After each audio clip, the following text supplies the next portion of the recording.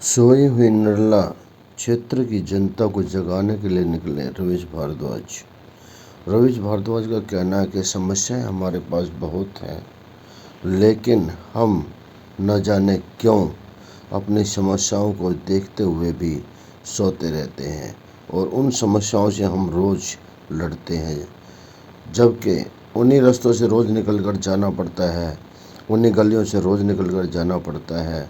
वही गलियां सड़ी हुई हैं, नालियां अटी हुई हैं और वही गलियां अंधेरे में डूबी हुई हैं। इसके साथ साथ हमारे आने वाली पीढ़ी का भविष्य क्या होगा हम नहीं जानते। अपने जनप्रतिनिधियों से सवाल करने से डरते हैं हम। जिन सुविधाओं को हमें सरकार दे रही है, वो सुविधाएं जनप्रतिनिधि की जिम्मेवारी होती है हम तक पहुंचाने की, लेकिन समस्याएं जस की तस खड़ी रहती हैं और जनप्रतिनिधि आते हैं, गाल बजाते हैं और चले जाते हैं। उसके बाद कोई भी खुलकर आवाज़ नहीं उठा पाता। यही सबसे बड़ी समस्या है सभी दिल्ली के वासियों की, और इस पर लेकर रवीश भारद्वाज ने क्रांति की मशाल जलाने की कोशिश की है कि जिसके अंधेरे को चीरते हुए वो मशाल शायद जनता को जगा सके। क्या कारण है इसका रेफरेंस, और यात्रा के बारे में क्या सुझाव के दिल्ली के विकास को लेकर या देहात के विकास को लेकर एक यात्रा निकली है, क्या वजह रही? देखिए, इस यात्रा का उद्देश्य बिल्कुल स्पष्ट है। मैं बहुत लंबे समय से चाह रहा था कि जो मेरे अंदर क्रांति है उसका एक बार मुझे भी पता चले, क्या वो सच में क्रांति है या सिर्फ एक काल्पनिक चीज़ें हैं। तो इस यात्रा का उद्देश्य जो है वो इस नारे में ही स्पष्ट है, दिल्ली देहात विकास यात्रा। ये अपने आप में संपूर्ण है। जो दिल्ली देहात की समस्याएं हैं, जो गांव देहात को बिल्कुल बाकी दिल्ली से अलग समझा गया है, जो भेदभाव बहुत लंबे समय से हमारे साथ हो रहा है, तो उनके अधिकारों के लिए और एक क्रांतिकारी परिवर्तन के लिए क्षेत्र में ये यात्रा में निकाल रहा हूँ। क्या आवश्यकता पड़ी रवीश जी इस यात्रा की? देखो जी, बहुत नेताओं के झंडे उठा कर देख लिए, बहुत नेताओं को माला पहना कर देख ली, लेकिन आखिर में यही चीज़ समझ में आई कि इनकी चमचागिरी करने से कोई फ़ायदा नहीं है। जब तक सिस्टम युवा अपने हाथ में नहीं लेगा, जब तक क्षेत्र का युवा नहीं जागेगा, तब तक बदलाव नहीं हो सकता है। ये बिल्कुल हट धर्म पे बैठे हुए नेता ये जिद्दी हो चुके हैं, और इनका स्वभाव जो दिन प्रतिदिन जो अहंकार इनका बढ़ता जा रहा है, उसको अब तोड़ने की आवश्यकता है, और उसका इलाज जो है सिर्फ युवा कर सकता है। रवीश जी, क्या आपको लगता है कि इस यात्रा से विकास होगा या समाधान का साथ निकलेगा? देखिए जी, इस यात्रा से जो मुझे उम्मीदें हैं वो ये हैं कि मैं घर घर जाकर, गांव गांव जाकर पैदल लोगों को जगाने का प्रयास कर रहा हूँ। रवीश जी, एक बड़ा सवाल, इस यात्रा के दौरान आपको दिल्ली देहात में क्या मुख्य समस्याएं देखने को मिली? देखिए, अभी तक यात्रा का 5वां दिन आज था और मैं लगभग 23-24 गांवों में, कॉलोनियों में जा चुका हूं, और जो सबसे ज़्यादा जो समस्या निकल कर सामने बार बार आ रही है वो जो जल भराव है रिहायशी इलाकों में, जो निकासी की समस्या है, वो समस्या सबसे ज़्यादा सामने निकल के आ रही है। और मुझे लगता है कि जैसे रोहिणी है, द्वारका है, जो दिल्ली के और पोर्श एरिए हैं, उनका जो ड्रेनेज सिस्टम है वो बहुत अच्छे तरीके से, प्लान तरीके से जो है बनाया गया है, लेकिन जो गांव देहात पुराने लंबे समय से बसे हुए हैं, तो उनका जैसा सिस्टम चल रहा था वैसे चलता गया। इस वजह से ये समस्या बनी हुई है। तो ड्रेनेज सिस्टम के ऊपर तो मुझे ऐसा लगता है कि एक अलग से आंदोलन खड़ा किया जा सकता है, इतने परेशान हैं लोग इससे। इस क्रांतिकारी यात्रा में आपके 5 दिन हो गए, लोगों का किस तरह का सहयोग मिल पा रहा आपको? देखिए जी, पहली बात तो मैंने अपनी जो घोषणा करी थी इस यात्रा की, उसमें उस वीडियो में ही स्पष्ट कर दी थी कि भाई, ना तो मैं महात्मा गांधी हूँ और ना मैं अन्ना हजारे हूँ, और ना मुझे उम्मीद है कि हज़ारों लोग मेरे पीछे चलकर आएंगे। लेकिन जो क्रांतिकारी होता है वो रैली या सभा नहीं करा करता। रैली और सभा करने का काम नेताओं का होता है। क्रांतिकारी की विचारधारा, उसकी सोच ही उसकी भीड़ है, और मैं उस सोच के साथ चला हुआ हूँ। और यदि 12 बजे की दोपहरी में 1 बजे 2 बजे मेरे साथ यदि 20 लोग चल रहे हैं, तो वे 200 के बराबर हैं, क्योंकि मैं कोई नेता नहीं हूँ, मैं कोई बहुत बड़ा व्यापारी नहीं हूँ, और ना ही भविष्य में ऐसा लग रहा है कि मैं किसी बड़े ओहदे पे आने वाला हूँ। वे सिर्फ और सिर्फ क्रांतिकारी मेरी विचारधारा को, मेरी ईमानदारी को सपोर्ट कर रहे हैं, और ये मेरे लिए बहुत बड़ा मोटिवेशन है कि 20 लोग, 25 लोग, 30 लोग मेरे साथ सड़क पर दोपहर में घूम रहे हैं। जी, ये दिल्ली देहात के लिए रहेगी यात्रा या आने वाले समय में यात्रा देश के अलग अलग राज्यों में जाएगी? देखिए जी, ये तो सब प्रभु के ऊपर छोड़ रखा है मैंने। हम सिर्फ मेहनत कर सकते हैं, फल उसका अंतिम परिणाम क्या होगा ये सब जो है किस्मत के हाथों होती हैं। लेकिन मैं इतना ज़रूर आप लोगों को विश्वास दिलवाना चाहूँगा, मेरा बहुत लंबे समय से संघर्ष रहा है, और मुझे इतना अपने आप पर कॉन्फिडेंस है कि मैं क्षेत्र में एक बदलाव की नींव जरूर रख दूँगा। मैं युवाओं को, मैं बुज़ुर्गों को, महिलाओं को, माताओं को, बहनों को मैं ये समझाना चाहता हूँ कि समस्या नेताओं में और अधिकारियों में नहीं है, समस्या हमारे अंदर है, क्योंकि हम जागरूक नहीं हैं। हम उनकी आओ भगत में इतने मशगूल हो जाते हैं कि वे हकीकत से परे हो चुके हैं। तो आवश्यकता है हमें जागने की, उनसे सवाल पूछने की, उनका विरोध करने की। रवीश जी, जैसे आपने बताया कि आज आपकी यात्रा का 5वां दिन था, तो क्या आपको इसकी यात्रा के दौरान परेशानी हुई या फिर कोई बाधा देखने को मिली? देखिए जी, परेशानी तो कोई संघर्ष पथ है ये, और संघर्ष में तो संघर्ष ही होता है। तो रोज़ाना जो स्ट्रगल अलग अलग सामने आ रहे हैं। आज मेरे पास एक महिला हमारी बहन जी हैं, उनका मैसेज आया, उनको मैं जानता नहीं हूँ, लेकिन उन्होंने बहुत गंभीर तरीके से मेरे को मैसेज लिख रखा था कि रवीश भाई अपना ध्यान रखना, आपकी जान भी जा सकती है। और ऐसे लगातार मैसेज मेरे को, जब से मैंने गांव में अपने चौपाल का बोर्ड हटाया है, तब से लगातार मैसेज ऐसे आते रहते हैं शुभचिंतकों के कि भाई अपना ध्यान रखना। और मैं ये चाहता हूँ कि किसी ना किसी प्रकार से बलिदान हो जाए, किसी ना किसी प्रकार से कुर्बानी हो जाए।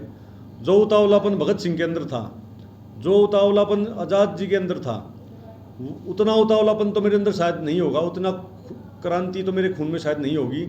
लेकिन मैं भी चाहता हूँ कि अपने क्षेत्र के लिए यदि जान भी देनी पड़ेगी तो हम एक सेकंड भी सोचेंगे नहीं। जैसा आपने बताया कि जान देने को लोग कहते हैं, आपके बीच में परिवार के बच्चे भी हैं, तो क्या मन में डर नहीं लगता? ऐसा है जी, हजारों पीढ़ियाँ तो पहले जा चुकी हैं और हजारों पीढ़ियाँ आगे आनी हैं। यदि एक व्यक्ति के बलिदान से मेरी आने वाली जो पीढ़ियाँ हैं उनका उद्धार हो सकता है, मेरे लाखों जो क्षेत्रवासी हैं उनके बच्चों का भविष्य बन सकता है, तो उस कुर्बानी के लिए हम तैयार हैं।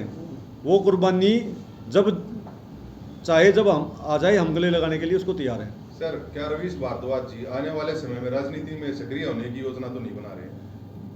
जी, यदि राजनीति में आना पड़ेगा, आज से महीने भर पहले तक मैं कंफ्यूज था, लेकिन यदि हमें राजनीति में आना पड़ेगा, क्योंकि गंदा पानी है उसको उसके अंदर जाके ही साफ किया जा सकता है। और राजनीति यदि इतनी बुरी चीज़ है तो लोग नेताओं के पीछे माला लेकर क्यों भागते हैं? क्यों उनके सामने जो है एक मतलब रेड कारपेट की तरह क्यों बिछते हैं? अगर आपको नेताओं से इतनी नफरत है, अगर राजनीति से आपको इतनी नफरत है, यदि समय रहते बदलाव नहीं होंगे तो हम राजनीति में आने के लिए बिल्कुल तैयार हैं। किसी पार्टी से चुनाव लड़ेंगे या फिर अपनी पार्टी? अभी तक कोई पार्टी नहीं है जी, अभी तक तो अपने आप पार्टी है, एकला चलो रे वन मैन आर्मी है। और पार्टी की आवश्यकता उनको होती है जी जिन्हें भ्रष्टाचार करना हो। 2 करोड़ रुपए टिकट देने के लिए अपने पास नहीं है, दारू बांटने के लिए पैसे अपने पास नहीं है। हमें तो अगर चुनाव लड़ेंगे भी तो हमारा तो ये नारा रहेगा कि भाई पीछे दो और नेता बनाओ और फिर सेवा लो।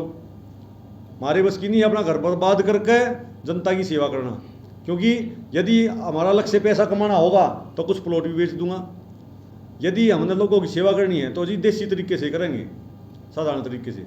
रवीश जी, जिस तरह से आप जो है जगह जगह जा रहे हैं, समस्या उठा रहे हैं, वीडियो बनाकर जो है उसको फेसबुक पे, यूट्यूब पे हर चीज़ भी जो भेज भी रहे हैं, सोशल मीडिया के जरिए लोगों को बता भी रहे हैं, तो क्या उस समस्या को लेकर अधिकारियों के पास भी जा रहे हैं, उनसे समाधान कराने की कोशिश कर रहे हैं उसकी? जी, अभी तक जिस प्रकार से मैंने सोचा था उस प्रकार से आंदोलन नहीं चल रहा है, क्योंकि ये यात्रा लगभग 3 महीने चलने वाली है और नरेला से नजफगढ़ बहुत लंबा क्षेत्र हो जाता है।